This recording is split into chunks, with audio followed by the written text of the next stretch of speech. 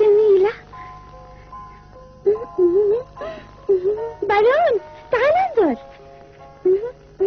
تعال بارون، تعال وساعدني في جمع الأزهار لنصنع باقة نضعها على قبر أبي.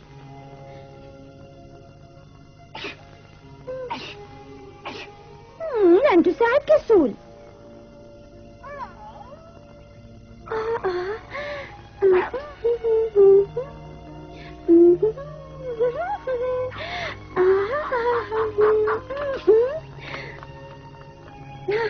أيها الكسول، لقد دب فيك النشاط الآن.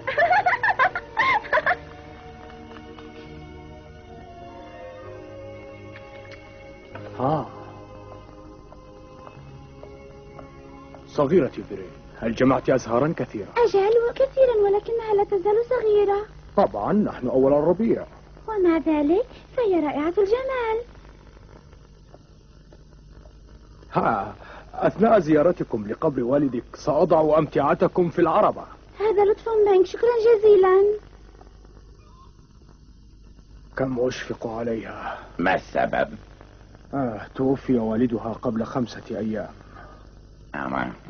يا للمأساة، بقيت وحيدة.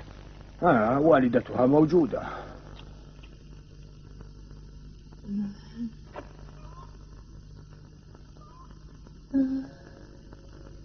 ماما،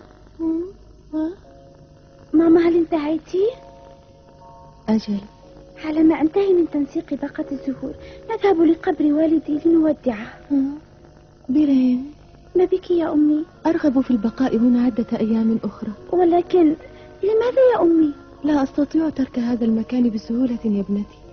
إنني أشعر وكأني تخليت عن أبيك. أمه، صدقيني إنني أحس بنفس الشعور أيضا، ولكن لا تنسي أن أبي قال لنا وهو على فراش الموت يجب أن نذهب لبيت جدي في فرنسا بأسرع وقت ممكن. نعم بالتأكيد. إذن أمامنا رحلة شاقة لنكسب الوقت. يجب أن نذهب إلى ماراكوت في شمال فرنسا، حيث يسكن جدي. إنها رحلة شاقة. لم أذهب من قبل إلى فرنسا حتى ولا لأي مكان آخر في أوروبا حتى الآن. إنها بعيدة جدا من هنا، أكثر من 1000 كيلومتر، هكذا قال صاحب النزل. أكثر من 1000 كيلومتر؟ كم أنا حزينة لمفارقة قبر والدي، وكم ستكون رحلة طويلة ومتعبة حتى نصل إلى بيت جدي في ماراكوت.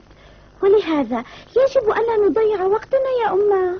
أجل يا صغيرتي، أعرف ذلك، ولكن ليتنا نبقى هنا لبعض الوقت، ولو يوم واحدا يا بيرين. ما رأيك؟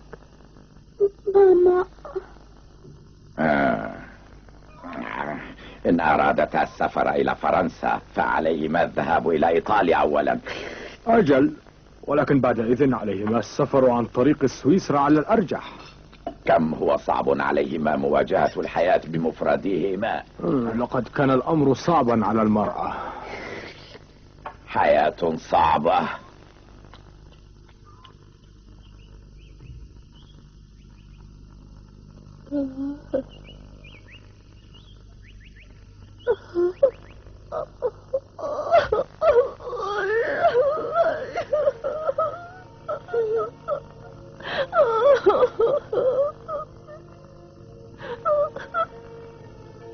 ألا تبكين يا صغيرتي؟ لا يا أمي، لقد بكيت كثيرا، ولكن ليس هنا. إن بكائي هنا سيحزن والدي جدا بالتأكيد. إنك فتاة شجاعة يا عزيزتي. لو كان البكاء يفيد لتركتك تبكين كما تشائين، ولحاولت مواساتك قدر المستطاع، ولكن علينا أن نغادر اليوم. لا بأس، سنسافر اليوم.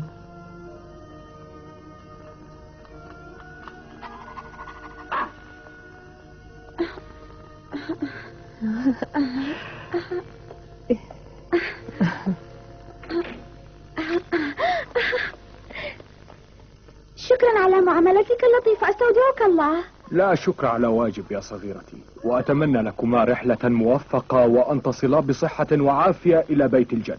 نأمل ذلك، شكرا. أمك شاحبة اللون، أخاف أن تمرض.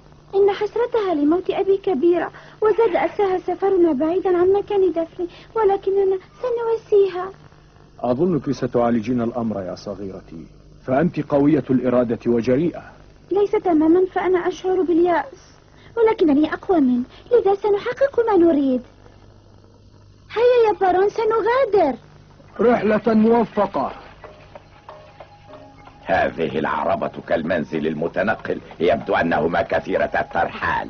قبل قدومهم إلينا كانوا في اليونان. ألاحظت آلة التصوير على العربة؟ أجل، زوجها المتوفى كان مصورا. وداعا وداعا. آه.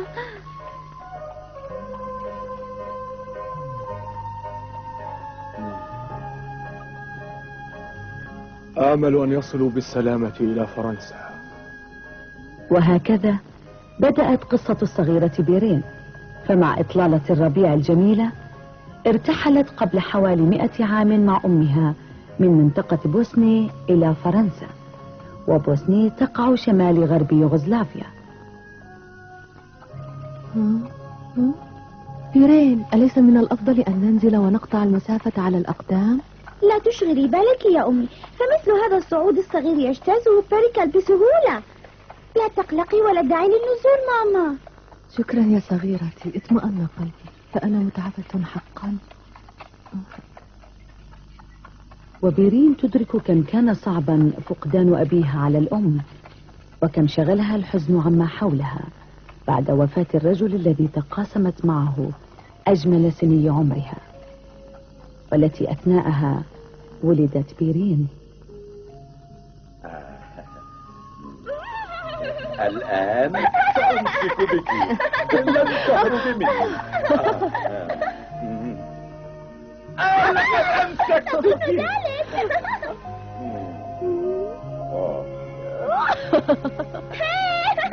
أمسكني.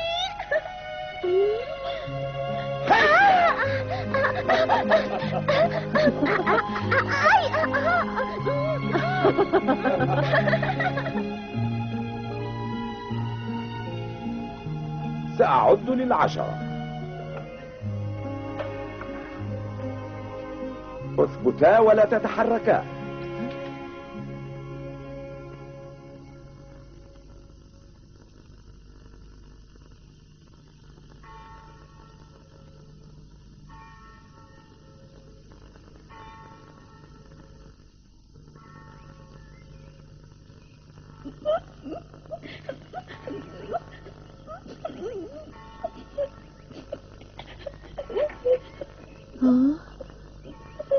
ما الأمر يا بيرين؟ ماذا تفعلين؟ لا شيء، إنني أهان النظر فقط. كلما ابتعدنا عن هنا غاب قبر والدي عن مدى رؤيتنا.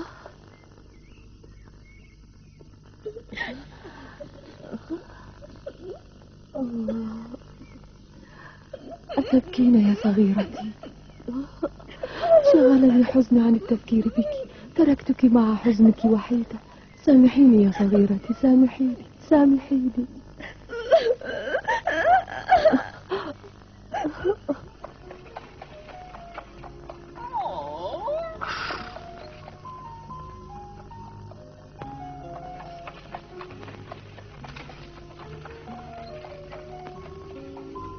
حسنا أنك أتيت، يجب أن أتحدث معك قليلا.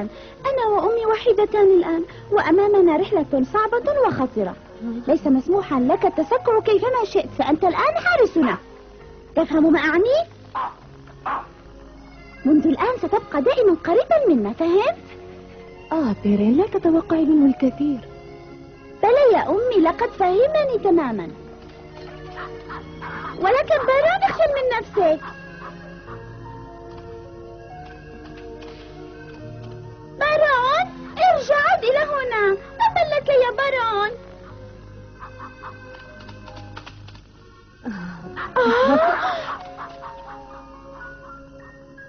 قلت لك إن لدينا حارسا حقيقيا.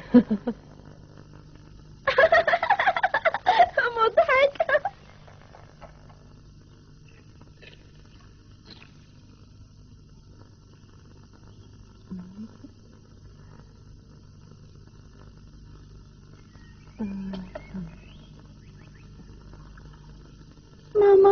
لماذا لم تأكلي شيئا؟ ليس لدي شهية للأكل يا صغيرتي، كلي أنت. ها؟ أرى بعض المزارعين هناك، هل أحضر لك بعض حليب الماعز منهم؟ شكرا يا بيرين، أفضل الشاي. يجب أن تأكلي ولو قليلا حتى لا تمرضي قبل وصولنا إلى بيت جدي. لا تشغلي بالك يا طفلتي، شهيتي ستعود كما كانت.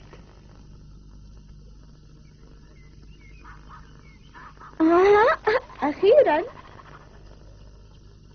انظروا من أتى. هل قررت تركنا نهائيا والعيش لوحدك بارون؟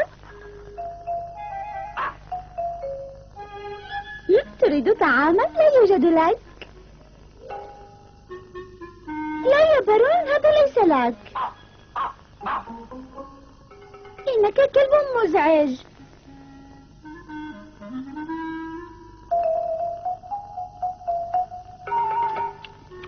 يبدو أنك فقدت تهذيبك بارون.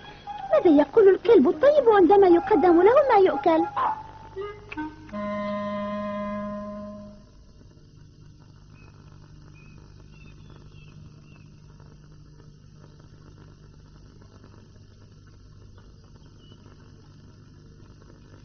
أمي، ما رأيك أن تقومي بالتصوير كما كان أبي ولو بشكل مؤقت؟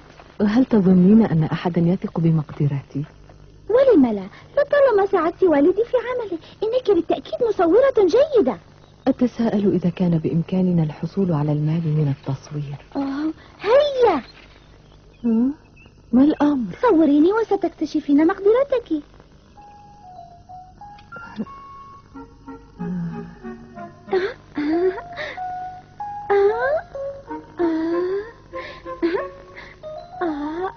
أنت فنانة حقيقية.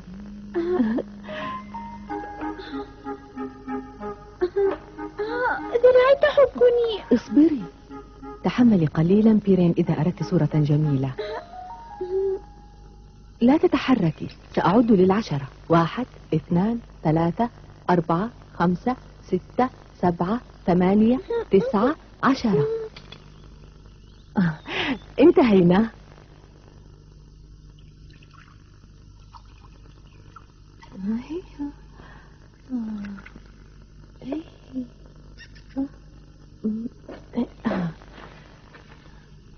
ماما، هل تستطيعين العمل لوحدك أم تحتاجين لي؟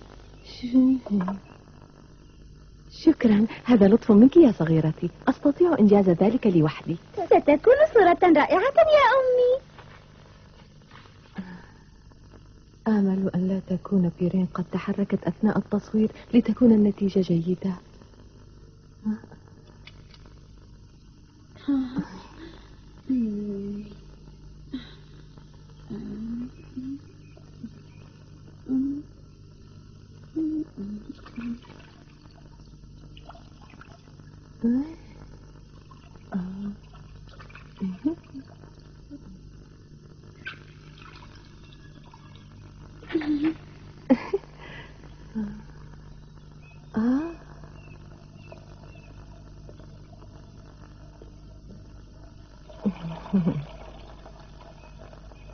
هل ظهر شيء يا أمي؟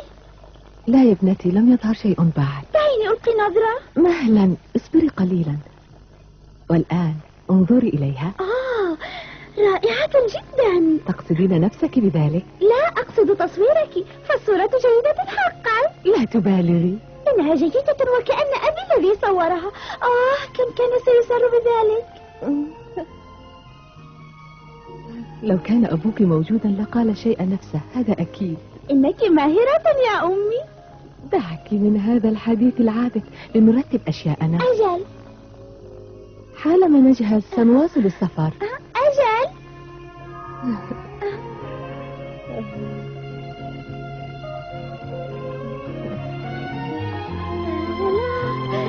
رحلتنا طويلة، أيامنا جميلة، جزيرة سعيدة.